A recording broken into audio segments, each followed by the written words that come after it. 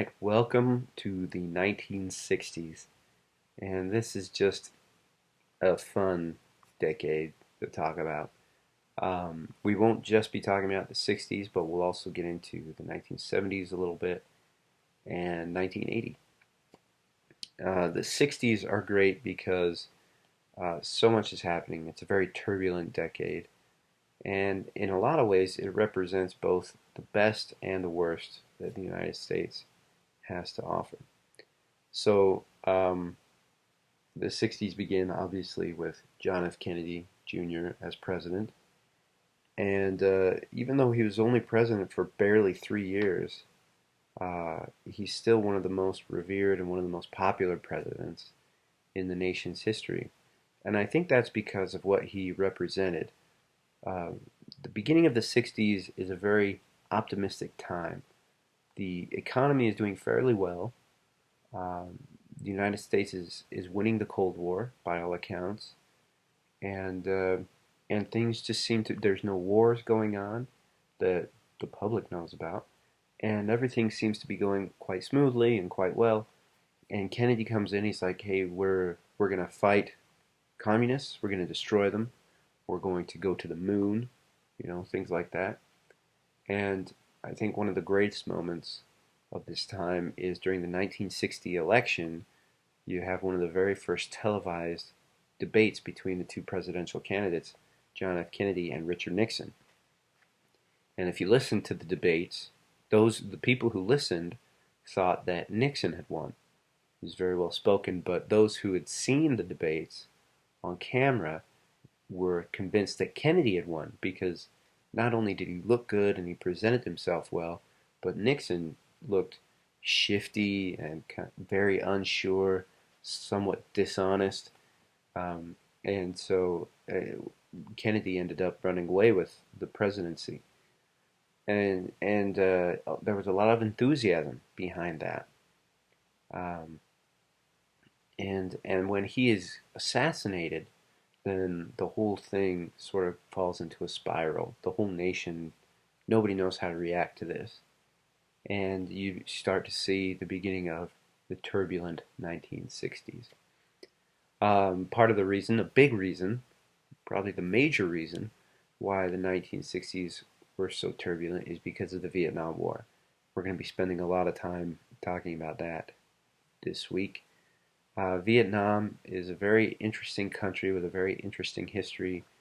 They had basically been fighting for their freedom for hundreds of years against the Chinese, and then the French come in and colonize them, and they fight against the French for a long time, and then the U.S. comes in, and sort of the mentality among the Vietnamese is, what's one more? We've been doing this for hundreds of years. We can do it for hundreds more. And it's really hard to fight against that idea. And that's what America was doing in the Vietnam War. Obviously, Vietnam started before the 1960s. America had had a presence there since the 1950s. I think we read about that in the previous weeks. The Ho Chi Minh actually quoting from the early American documents and appealing to the United States. Actually, when he speaks, he's actually doing it in the presence of American peacemakers who are supporting him. So then Vietnam falls to communism. I don't know if falls is the right word, but Ho Chi Minh, sort of takes control, and he's a communist, and that sends the United States into a panic. And so Eisenhower gets involved. He had been involved to try to help France keep Vietnam. And when France couldn't do it, Eisenhower sends in his own guys, and Kennedy sort of maintains that. But the big difference was Kennedy actually wanted to get them. He wanted to get Americans out of Vietnam as soon as possible. And as it happens, Johnson disagreed with that philosophy. And so we'll see where that leads. Um, we'll also be talking about a movement called the New Left. If you remember in our lesson on the 1950s, the United States sort of, white Americans anyway, sort of become very united, and they conform to this idea of materialism, consumerism, and then the 1960s rolls around, and the younger generation rejects that in a lot of ways. And one of the more official movements of that is the New Left. It's called the New Left, and they reject sort of the traditional values and institutions and notions that their parents had in the post-war America. Um, and a good example of this is the emergence of rock and roll. Now, I'm sure you all know Elvis during the 1950s is sort of known as the father of rock and roll, the king of rock and roll. But it's really in the 1960s that it takes shape. Um, and this music scene really alarmed the older generation, because not because it was fast so much, or because of how crazy or sexual it was, but it was because it ignored racial barriers. So this time you had sort of two groups of music, two major groups of music.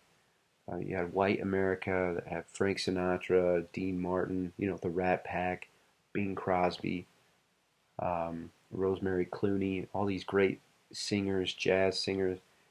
And then you had the African Americans who were creating their own musical identity with artists like Smokey Robinson, Aretha Franklin, and the emergence of Motown records, that Motown sound. And then all of a sudden, these two sounds are kind of coming together in rock and roll. And Frank Sinatra famously says, "Rock and roll smells phony and false." Uh, it is sung, played, and written for the most part by cretinous goons, the most brutal, ugly, desperate, vicious form of expression it has been my misfortune to hear.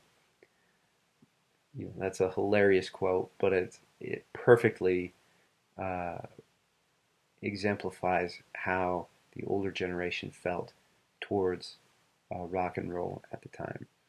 Um, it was huge because kids liked it. It sold well, uh, and and it reflected the culture that was going on.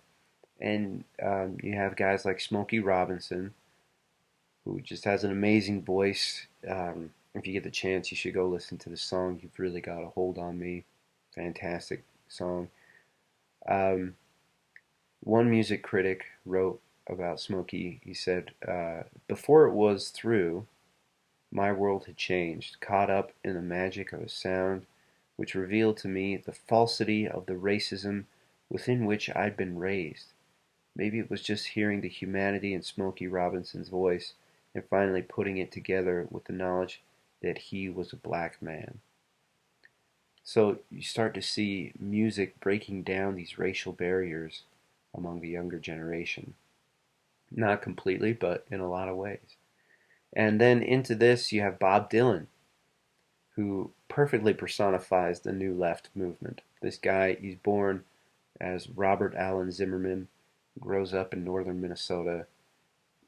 From his early life, you would never have guessed what he would turn out to be. But he becomes this voice of this new generation. And in some ways, very smart as to what's going on in American society. He goes to Martin Luther King's protest in Washington, where he hears King give the I Dreamed a Dream speech. Someone asks Bob Dylan after, he said, "What do you think?" And Bob Dylan says, "You think they're listening," as in, you think America's listening. "You think they're listening? No, they ain't listening at all." And that proved to be quite prophetic. So yeah, Bob Dylan, Smokey Robinson, and then into this come the Beatles and the British invasion. It's sort of a perfect storm for them to come in and just capture the attention of the nation. And you have a lot of different people saying, well, the Beatles, these British artists, yeah, they're white, but in a lot of ways they're not white. They're not white Americans, and so that makes them different. There's a great documentary called 1964, and it talks about the Beatles coming to the United States. I tried to get it for this lesson, but copyright nonsense. And Whoopi Goldberg has a great quote where she essentially says that she didn't see their whiteness anymore, and the Beatles helped break down racial barriers for her. So if you get a chance to see that, it's on Hulu. Check it out. Um, okay, so there's that, this pop culture movement. There's also the space race, which was a major event. Obviously, space exploration starts in the 1950s, and if you can imagine yourself living in, let's say, Midwest America, and you're just out on your porch one night looking up at the sky, and suddenly you see one of the stars moving, and it may freak you out a little bit, and then later you hear that the Russians, the sworn enemies of the United States, has some sort of device up there. Who knows what it's doing? So that sends Americans into a panic, and Kennedy comes in and says, "We're not only going to win the space race, we're going to put a man on the moon by the end of the decade." And so the space race, in a lot of ways, represents the best that the United States has to offer when it's focused on a single goal. Because there was a lot of great innovations that come out of NASA at that time. There's just a general feeling of goodwill throughout the whole world with that mission to the moon, and so you have a lot of positive energy coming out of that, a lot of positivity coming out of that movement. And then from there we go into the 70s, the Nixon Watergate scandal, and we end with the Reagan Revolution.